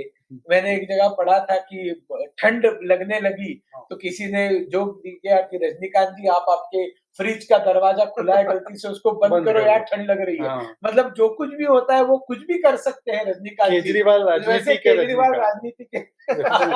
रजनीकांत तो राजनीति नहीं, लेकिन Rajinikanth is a real hero and Kejriwal is a big zero, is a big zero, is a big fraud. और देखिए ये जो अच्छा किया तो मैंने किया, गलत हुआ तो मोदी के कारण हुआ, ये जो सुर आलाप रहे हैं, ये सुर तो चंद्रबाबू नायडू भी आलापते थे हमारे आंध्र प्रदेश में। मैं आंध्र प्रदेश का सह प्रभारी हूं, मैं देख रहा हूं कि जो कुछ अच्छा मिलता था केंद्र सरकार के माध्यम से, ये स्टिकर चिपकाओ बाबू चंद्रबाबू, उसके ऊपर चंद्रान्ना स्टिकर लगाता था। अब जगन मोहन रेड्डी जी जो है वो जगनन्ना का स्टिकर चिपकाता है। तो अच्छा जो भी मोदी जी भेजते हैं उनको अपने पार्टी का कलर लगाकर स्टिकर लगाकर दे देते हैं, खुद का कोई पुरुषार्थ तो है नहीं। और लेकिन उनके फेल्यूअर्स के कारण जो भी तकलीफें जनता में होती है, वहां पर एक रोना चालू करते मोदी ने नहीं दिया, मोदी ने नहीं दिया, मोदी ने नहीं दिया। ये दुर्भाग्य से आपको केरला में देखने को मिल रहा है, आपको देखने को मिल रहा है आंध्र प्रदेश में, महाराष्ट्र में देखने को मिल रहा है, दिल्ली में देखने को मिल रहा है, बंगाल तो मतलब इनमें तो कंपटीशन है। ये फेल्यूअर का ठीकरा मोदी के ऊपर कौन अधिक प्रभावी ढंग से फोड़ेगा, इसके ऊपर उनकी कंपटीशन चल रही है। और आप अगर देखेंगे तो मैं बहुत अभिमान के साथ बताऊंगा कि भारतीय जनता पार्टी की राज्य सरकारें बेहतरीन काम करते हुए नजर आती हैं, और ये आंकड़े बोलते हैं, ये आंकड़े बोलते हैं, ये सर्वेक्षण के आंकड़े बोलते हैं, वहां की जनता बोलती है। और इसलिए आपने राम कदम जी, अभी आपने कहा कि ये इन्होंने जो है हिंदुत्व छोड़ दिया। मैं तो आपको बताता हूं कि इन्होंने अगर ये अलायंस करते हुए सबसे पहला अगर कुछ छोड़ दिया होगा तो इन तीनों पार्टियों ने अपना स्वाभिमान छोड़ दिया, आत्मगौरव छोड़ दिया, आत्मसम्मान छोड़ दिया, और वसूली करने के लिए, केवल वसूली करने के लिए ये तीनों इकट्ठा आ गए। और इन तीनों, देखिए ना, आपने बिल्कुल सही कहा कि शरद पवार जैसे महाराष्ट्र के एक राजनेता को उद्धव ठाकरे जी के घर में बार बार जाना पड़ता है। मतलब आप तो इतिहास जानते हैं, बाला साहेब ठाकरे जैसे उत्तुंग नेता जब महाराष्ट्र में थे तब कितने बार शरद पवार उनके घर गए होंगे, और आज ये वहां पर एक मुख्यमंत्री ऐसा बैठा है कि जिसने पूरा मटिया मेट करके रखा है, तो बार बार शरद पवार जी को स्वाभिमान छोड़कर उनके पास जाकर बैठना पड़ रहा है। सत्ता की लालसा क्या क्या करवा सकती है, कांग्रेस से क्या क्या करवा सकती है, शिवसेना से क्या क्या, ये अभी शिवसेना बची नहीं है राम कदम जी, ये सोनिया सेना बन चुकी है। और ये सारी चीजें जो है वो सोनिया गांधी से फोन आने के बाद उनके निर्णय होते हैं, ऐसे क्लियरली दिखाई दे रहा है। और Congress is worried about their traditional vote bank, क्योंकि उन्होंने मुसलमान समाज को हमेशा एक वोट बैंक की तरह देखा। आज मेरे बाजू में शहजाद बैठा है, मेरा मित्र है, मुसलमान है, लेकिन हमारे लिए ना वो वोट बैंक है, ना तो एक दिखावे के लिए कोई मुसलमान चाहिए। हमारे साथ अनूप बैठा है, नाम अनूप है, लेकिन ये ईसाई है, केरला का है, हमारा क्रिश्चियन लीडर है इस देश के अंदर, युवा नेता है। तो हम लोगों के मन में ये भावना नहीं रहती है। हम सब लोग जो है भारत माता के सुपुत्र है, और हम सब अपने देश के लिए मर मिटने के लिए तैयार है, इस विचारधारा से निकले हुए लोग हैं। लेकिन क्या ये कांग्रेस की स्थिति है? उन्होंने यूज एंड थ्रो पॉलिसी मुसलमानों के बारे में की, और उनके सारे निर्णय they were for appeasement of Muslims.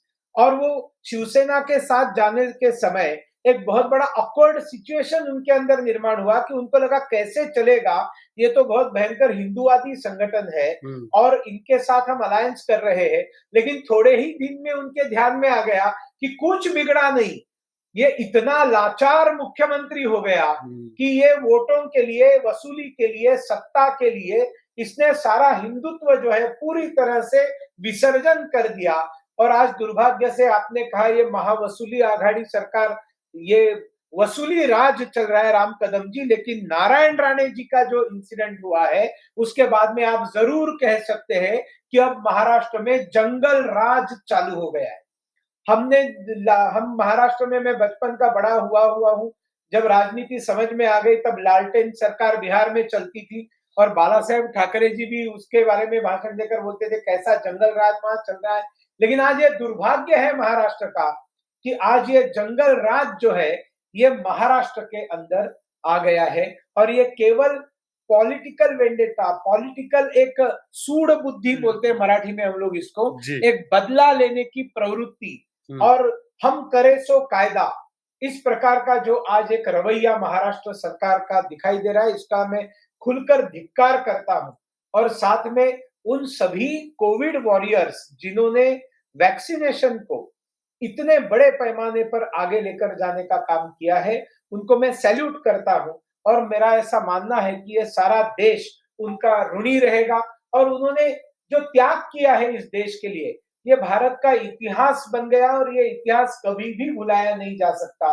और इनके साथ का किस तरह से व्यवहार, कई वीडियो शिवसेना के मैंने देखे, किस तरह से वो नगर सेविका हॉस्पिटल में जाकर बोलती है डॉक्टर्स को, अरे तुमच्यासारखे डॉक्टर्स मी अशी लाईनीनी उभी करते वगैरह, देखा होगा ना, मैंने भी वो वीडियो ट्वीट किया था। ये एरोगेंस कौन सा, एक तरफ ये एरोगेंस है, शिवसेना का ये एरोगेंस है, कम्युनिस्टों का एक तरफ एरोगेंस है, और दूसरी तरफ ये जान छिड़क कर अपने देश के लिए वैक्सीनेशन में लगे हुए लोग हैं। ये बहुत दुर्भाग्यपूर्ण एक विपर्यासी चित्र दिखाई देता है। देखिए, सुनील जी ने बोला इतिहास इनको कभी भुलाएगा नहीं, पर अब हम क्योंकि आखिरी पड़ाव में आ चुके हैं तो इतिहास आज बना भी है, तो उसकी एक पॉजिटिव चर्चा भी करते हैं, क्योंकि राष्ट्र हित में कुछ पॉजिटिव चर्चाएं भी होनी चाहिए। और शुरुआत करते हैं हमारे युवा साथी के साथ। फिर राम कदम जी का और आखिरी में आपका कमेंट लेंगे।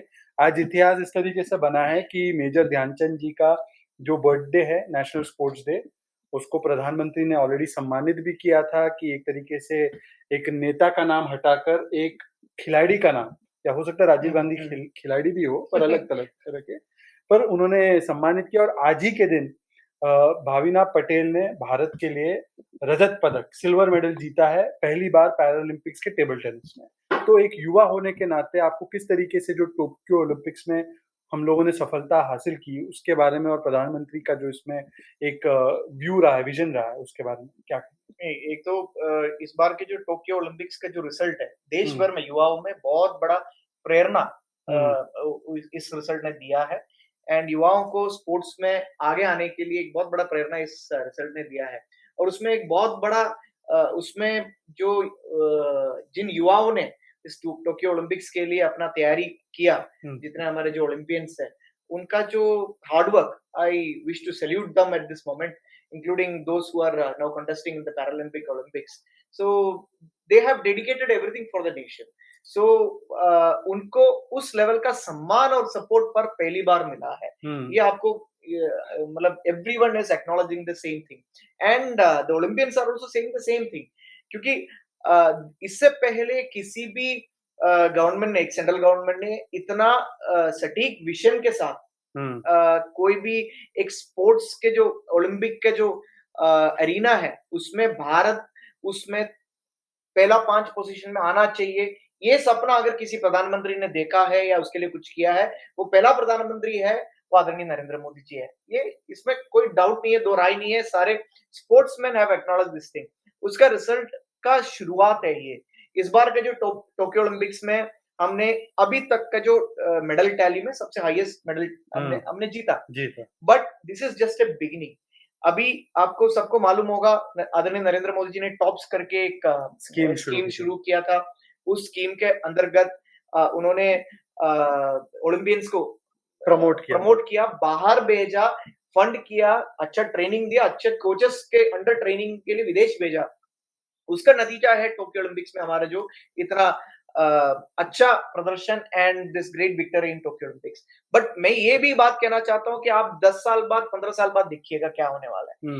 We will be somewhere near to US and China, competing with them, and I can say with full guarantee and conviction that this commitment what Narendra Modi Sarkar or the vision as Narendra Modi Sarkar laid, this will lead to India being on the top of the Olympic podium, competing with China and US and other countries to become the number 1 country with the largest number of medal tally in coming Olympics. ये आपको देखने को मिलेगा। राम कदम जी, अच्छा है कि Congress party ने नीरज ने जो भाला फेंका उसका क्रेडिट नेहरू जी को नहीं दिया। उन्होंने बोला नेहरू जी ने एक योजना, राजीव गांधी योजना शुरू की थी और फिर नीरज ने भाला फेंका। ऐसा कुछ वहां पे सुनाई दे रहा है महाराष्ट्र में कि ये तो नेहरू जी ने करवाया।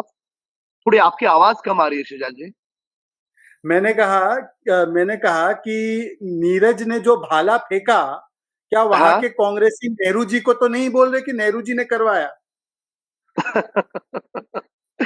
इनका बस चलता तो इस प्रकार की बयानबाजी करते, पर क्या हुआ है, कांग्रेस की अब बौखलाहट हो गई है कि जिस प्रकार के आंकड़े 2019 के चुनाव में उनके आए, उन्होंने सपनों में भी कभी सोचा नहीं था कि इतनी उनकी दुर्दशा हो जाएगी। और जब आने वाला भविष्य का 2024 का चुनाव है, वह भी पूरी तरह से समर्थता के साथ भारतीय जनता पार्टी पूरे देश भर में अभी फैल चुकी है, विश्व की सबसे बड़ा विश्व का संगठन है। और आदर और सम्मान के साथ मैं कहूंगा कि एक भारतवर्ष का नागरिक होने के नाते कहूंगा, एक किसी पार्टी का या संगठन का कार्यकर्ता के नाते नहीं कहूंगा, एक भारतवासी करके मैं अपने आप को बहुत गौरवान्वित अनुभव करता हूं कि मेरे देश के एक ऐसे प्रधानमंत्री आदरणीय नरेंद्र मोदी जी हैं, जो आज विश्व के नेता करके पूरे विश्व ने उनका स्वीकार किया है। भारत को पूरे विश्व में इसके जिस प्रकार से अपमानित करने का दुस्साहस बार हमने देखा है कि भारत का प्रधानमंत्री जब भी विदेश जाता था तो किस प्रकार से उसको लोगों की तुलना में कम सम्मान मिलता था। पर आज का ये दौर अलग है। मोदी जी ने अपने शैली से, अपने जिसे हम कह सकते हैं अपने ऑरा से एक इस प्रकार की भारत की छवि बनाई कि भारत को पूरे विश्व ने एक विश्व नेता के रूप में मोदी जी को स्वीकारा। यह सम्मान हर भारतवर्ष के 130 करोड़ लोगों का है। और जैसे युवा की बात हो रही थी, तो मोदी जी की आयु देखते हुए अभी भी युवा की तुलना अगर मोदी जी के साथ की जाए, तो कभी-कभी मेरे मन में ये ज़हन में सवाल उठता है कि मोदी जी के पास हर चीज़ के लिए समय कैसे है? यानी वे देश के हर मुद्दे के साथ खुद बात करते हैं। अगर ट्विटर पे अगर देखा जाए और उनकी एक्टिविटी अगर उनके ऐप पर देखी जाए, मोदी जी को इतना समय कहाँ से मिलता है? यानी युवा शब्द आता है मिशनात मिशने इस धातु से। उसका अर्थ ये होता है कि स्फूर्ति वाला। तो मोदी जी आज वास्तव में उनकी स्फूर्ति देख कर के उन्हें भी युवा अगर कहा जाए, तो मैं कोई अतिशयोक्ति कर रहा हूँ, ऐसा नहीं होगा। उनसे देश को बहुत बड़ी उम्मीद है। देश आज जिस तरह से तरक्की कर रहा है, इतने संकट काल में भी भारत ने जो तरक्की की है वो काबिले तारीफ है। हिमालय में जाइए या कन्याकुमारी में जाइए, सब दूर रोड के काम चल रहे हैं, ब्रिजेस के काम चल रहे हैं। ऐसा लग रहा है कि एक नए भारत का निर्माण मोदी जी के नेतृत्व में होने जा रहा है और आने वाला भविष्य उज्जवल है। और काश इसको कोई कांग्रेसी कार्यकर्ता सुनते हो, तो उन्हें भी अगर भारत का अगर विकास अगर चाहते हैं, तो उन्होंने भी दल की राजनीति छोड़ करके भारत को प्रथम स्थान देने की आवश्यकता है। दुर्भाग्य से उन पर नहीं होता। भारतीय जनता पार्टी एक ऐसा संगठन है, जब देश की बारी आती है तो देश प्रथम, उसके बाद दल और उसके बाद वह स्वयं व्यक्ति। इस प्रकार की विचारधारा कांग्रेस में नहीं है। उनके यहाँ पर पहली गांधी, दूसरा गांधी यानी सोनिया गांधी, उनका जो परिवार है, मतलब राहुल की शादी नहीं हुई है, मैं व्यक्तिगत तौर पर टिप्पणी नहीं करूंगा, पर भविष्य में उनको भी कोई पोता आ जाए सोनिया गांधी जी को, तो देश का अगला कांग्रेस का नेता कौन होगा? तो गांधी होगा। और उद्धव ठाकरे जी के यहाँ पे अगला, उद्धव जी के बाद पक्ष प्रमुख कौन होगा? तो आदित्य होगा। आदित्य के बाद उसको बेटा पोता नहीं है या जो भी आएगा वो होगा। इस प्रकार से ये, जैसे सुनील जी ने कहा, ये परिवारवादी एक प्राइवेट कंपनियां है देश में। और एकमात्र संगठन भारतीय जनता पार्टी ऐसा है कि जिस संगठन में चाय बेचने वाला व्यक्ति देश का प्रधानमंत्री हो सकता है, सर्वसामान्य जो बूथ प्रमुख रहा है वह व्यक्ति देश का राष्ट्रीय पार्टी का अध्यक्ष हो सकता है। यह केवल भारतीय जनता पार्टी में संभव है, अन्य दलों में कतई संभव नहीं। और यही तो चीज है ना कि जब पद को नहीं पदक को अहमियत दी जाए, जो प्रधानमंत्री ने कहा था, मेरिट को डायनेस्टी के ऊपर तवज्जो दी जाए, तो यही नए भारत की आत्मविश्वास एक तरीके से झलक रही है। बिल्कुल सही कहा आपने। और इसीलिए नरेंद्र मोदी जी ने जो एनकरेजमेंट दिया है, ये सभी लोगों को एनकरेजमेंट दिया। आप देखिए पैरालंपिक्स की बात, इससे पहले नरेंद्र मोदी जी जब प्रधानमंत्री बने, उससे पहले के सारे सरकारी ही सारी बिल्डिंगों को देखिए, दिव्यांगों को वहां पर जाना, वहां पर काम करना क्या सुलभ था? बिल्कुल नहीं था। अरे उनको पैदल चढ़ने में तकलीफ होती थी, बाजू में एक हैंडल पकड़ने के लिए एक रेलिंग चाहिए, वो भी नहीं रहता था। लिफ्ट की व्यवस्थाएं नहीं रहती थी ऐसी बिल्डिंगों में।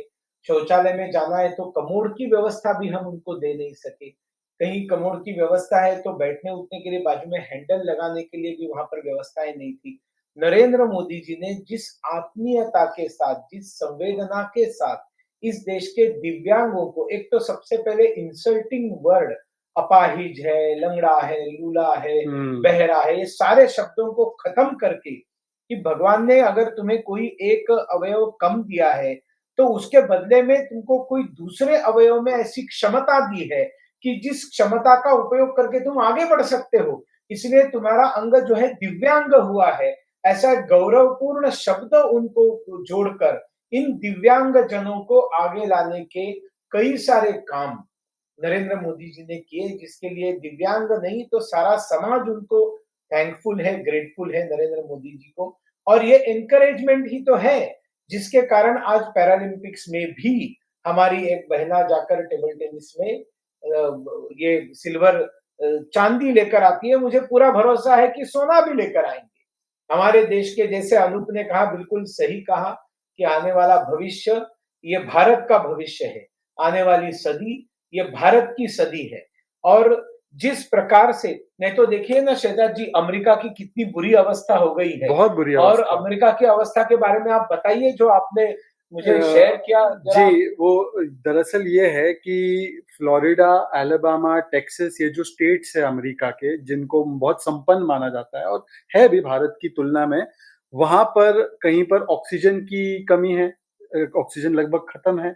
वहां पर अस्पतालों के बेड की कमी है, आईसीयू बेड्स की कमी है। वहां पर क्रिमेटोरियम्स में या वहां पर जो मॉर्ग्स है, वहां पे उतनी कमी है कि अभी जो लाशें हैं उसको रेफ्रिजरेटर में रखा जा रहा है।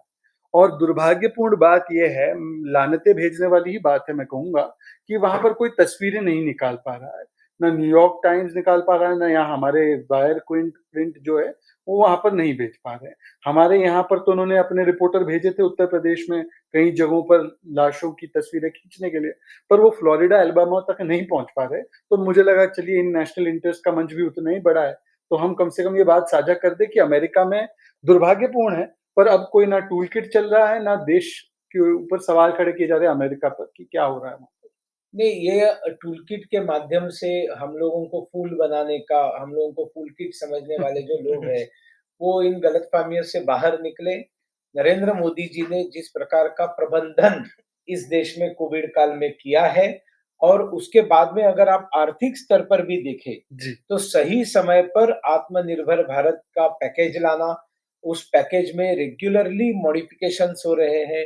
Finance minister regular press conferences करके जिस तरह से एक-एक अनफोल्डमेंट होता है, वैसे नई-नई चीजें उस आत्मनिर्भर भारत पैकेज में लोगों के लिए आ रही है। तो देश की एक तरफ इकोनॉमी को कोविड काल के जैसे भयंकर एक संकट में से भी बाहर निकालने का जो एक प्रयास नरेंद्र मोदी जी कर रहे हैं, और उस प्रयास को जनता का जो साथ मिल रहा है, इस साथ से ये तिलमिलाए हुए लोग हैं। और इसके कारण ये मैंने कहा ना, जैसे सिलेक्टिव साइलेंस है, जैसे उनका एक सिलेक्टिव अपीयरेंस भी है। वो क्या दिखाना है वो भी उनका सिलेक्शन है। तो भारत में जो कुछ गलत उनको दिखाई देगा, तो वो उनके लिए एक तस्वीर है जो दिखाई जानी चाहिए दुनिया में। और वहां पर जो है वो सारा उनकी गंदगी, उनके पाप, उनका फेल्यूर, ये छुपाने की चीज है। लेकिन ये सोशल मीडिया का युग है और इसमें ये सब बातें छुपने वाली नहीं है। तो इन नेशनल इंटरेस्ट हम लोगों को फिर एक बार इन सारे जो कोविड वॉरियर्स है, जो आज वैक्सीनेशन को एक रिकॉर्ड तौर पर आगे लेकर जाने का काम कर रहे हैं, उनको हमने दिल से सलाम करना चाहिए, प्रणाम करना चाहिए, वंदन करना चाहिए, उनका अभिनंदन करना चाहिए। और दवाई भी और कड़ाई भी आज भी मोदी जी ने मन की बात में याद दिलाया है, स्वच्छता के बारे में भी उन्होंने याद दिलाया है। हमने इन बातों को ध्यान में रखना चाहिए। हम तीनों वैक्सीनेटेड है और घर के अंदर है, घर का पूरा वैक्सीनेटेड और घर का पूरा सैनिटाइज माहौल है। तो इस घर के सैनिटाइज माहौल में हम जरूर चर्चा में बैठे, लेकिन हम सबके पास हमारे मास्क है। हम आने के बाद तुरंत हाथ को धोने का काम कर रहे हैं, सैनिटाइज करने का काम कर रहे हैं, भोजन भी हम करेंगे। तो ये सारी जो चीजें हैं, हम लोगों ने घर के अंदर भी, घर के बाहर भी, दवाई भी और कड़ाई भी, इस मंत्र का हमने जाप करना चाहिए। और ये संकट है, देश के अंदर देशद्रोही, देश के अंदर देश को बदनाम करने वाले और विदेश से पैसा लेकर पेरोल पे रहकर देश को बदनाम करने का पाप करने वाले, कुछ साल तक इनके पाप चलने वाले हैं। लेकिन मुझे ऐसे लगता है कि जैसे इस देश का स्वाभिमान जागृत हुआ है और अधिक प्रखरता से जागृत होगा, ये सारे जो देश के खिलाफ काम करने वाले हैं, ये अपने आप इर्रिलेवेंट बनते जाएंगे। मुझे कोई इसमें संदेह नहीं। बहुत बहुत शुक्रिया सुनील जी, अनूप जी और राम कदम जी, जो मुंबई से हमारे साथ, महाराष्ट्र से हमारे साथ जुड़े। आज बड़ी अच्छी और लंबी चर्चा हुई। आप तीनों लोगों को बहुत बहुत धन्यवाद। और आप लोग देखते रहिए इन नेशनल इंटरेस्ट, राष्ट्र हित में, हमेशा की तरह रविवार को रात 8 बजे। जय हिंद, जय भारत, वंदे मातरम। वंदे मातरम। वंदे मातरम।